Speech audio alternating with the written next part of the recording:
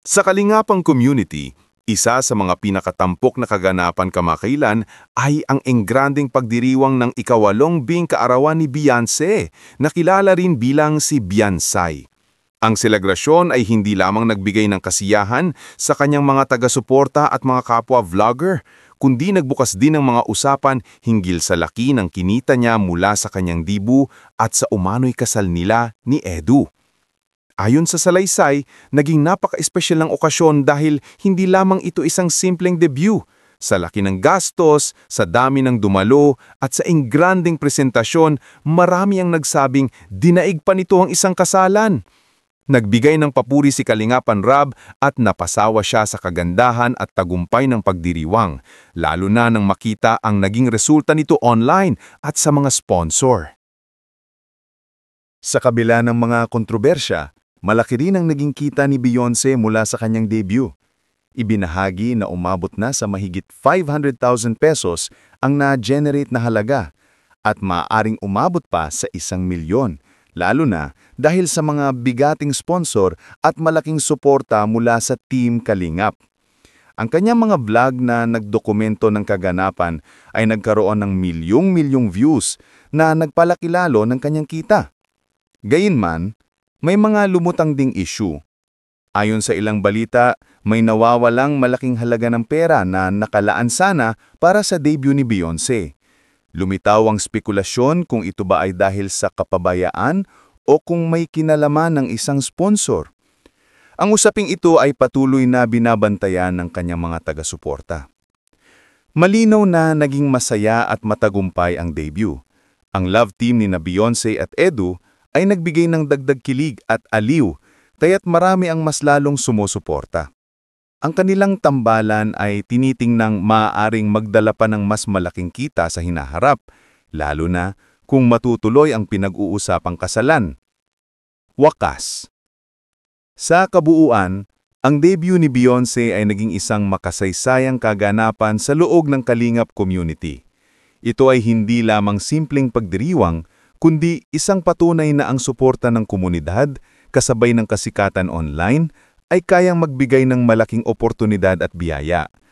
Gayunpaman, dala rin nito ang mga isyung dapat harapin, tulad ng usaping nawawalang pera.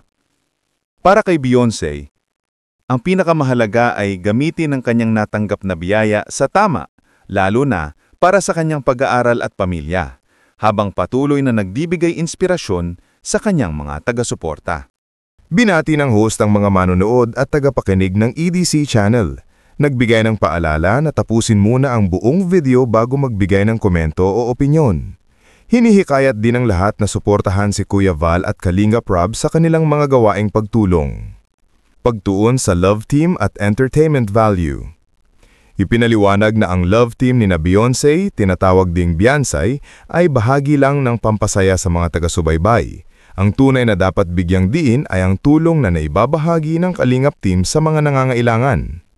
Selebrasyon ng 18th birthday, debut ni Beyonce. Ipinakita kung gaano kasaya ang debut kahit may ilang aberya. Tinukoy na inihanda ito ng matagal at naging parang serye sa dami ng eksena. Naging highlight ang love story ni Beyonce at Edo na tila nagsimula sa pagiging estranghero hanggang sa pagkakamabutihan. Marami ang humanga at nainggit dahil sa dami ng biyayang natanggap ni Beyonce. Issue ng nawawalang perang nawala. Lumabas ang usapan tungkol sa umanong malaking halaga ng perang nawala para kay Beyonce. May mga spekulasyon kung kasali rito ang mga big-time sponsors. Hindi malinaw kung saan napunta ang perang ito kaya naging usap-usapan at kontrobersyal. Reaksyon ng Kalingap at publiko. Si Kalingap Rob mismo ay napawaw sa kinalabasan ng debut at sa laki ng kita mula sa mga uploads.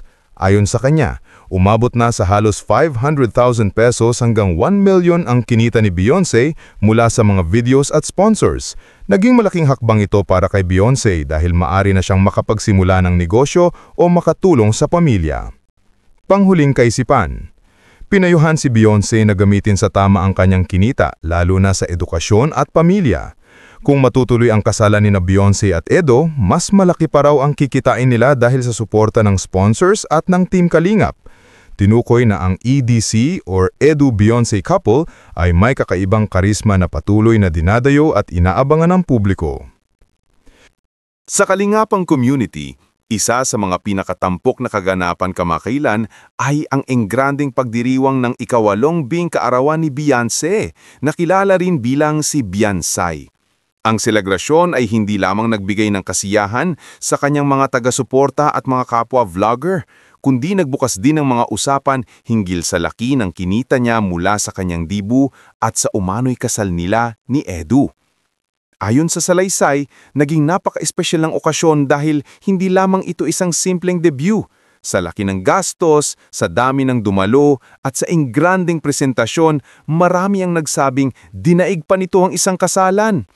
Nagbigay ng papuri si Kalingapan Rab at napasawa siya sa kagandahan at tagumpay ng pagdiriwang, lalo na nang makita ang naging resulta nito online at sa mga sponsor. Sa kabila ng mga kontrobersya, malaki rin ang naging kita ni Beyonce mula sa kanyang debut. Ibinahagi na umabot na sa mahigit 500,000 pesos ang na-generate na halaga at maaaring umabot pa sa 1,000,000, lalo na dahil sa mga bigating sponsor at malaking suporta mula sa Team Kalingap. Ang kanyang mga vlog na nagdokumento ng kaganapan ay nagkaroon ng milyong-milyong views na nagpalaki lalo ng kanyang kita. Gayunman, may mga lumutang ding issue. Ayon sa ilang balita, may nawawalang malaking halaga ng pera na nakalaan sana para sa debut ni Beyonce. Lumitaw ang spekulasyon kung ito ba ay dahil sa kapabayaan o kung may kinalaman ng isang sponsor. Ang usaping ito ay patuloy na binabantayan ng kanyang mga taga-suporta. Malinaw na naging masaya at matagumpay ang debut. Ang love team ni Beyonce at Edu ay nagbigay ng dagdag kilig at aliw, kaya't marami ang mas lalong sumusuporta. Ang kanilang tambalan ay tinitingnang maaaring magdala pa ng mas malaking kita sa hinaharap, lalo na kung matutuloy ang pinag-uusapang kasalan. Wakas. Sa kabuuan, ang debut ni Beyonce ay naging isang makasaysayang kaganapan sa loob ng Kalingap community. Ito ay hindi lamang simpleng pagdiriwang, kundi isang patunay na ang suporta ng komunidad, kasabay ng kasikatan online, ay kayang magbigay ng malaking oportunidad at biyaya. Gayunpaman, dala rin nito ang mga isyung dapat harapin, tulad ng usaping nawawalang pera. Para kay Beyonce, ang pinakamahalaga ay gamitin ang kanyang natanggap na biyaya sa tama, lalo na para sa kanyang pag-aaral at pamilya, habang patuloy na nagbibigay inspirasyon sa kanyang mga taga-suporta. Binati ng host ang mga manonood at tagapakinig ng EDC channel. Nagbigay ng paalala na tapusin muna ang buong video bago magbigay ng komento o opinyon. Hinihikayat din ng lahat na suportahan si Kuya Val at Kalingap Rab sa kanilang mga gawaing pagtulong. Pagtuon sa love team at entertainment value. Ipinaliwanag na ang love team ni Beyonce, tinatawag ding Beyonce, ay bahagi lang ng pampasaya sa mga taga-subaybay. Ang tunay na dapat bigyang diin ay ang tulong na naibabahagi ng Kalingap team sa mga nangangailangan.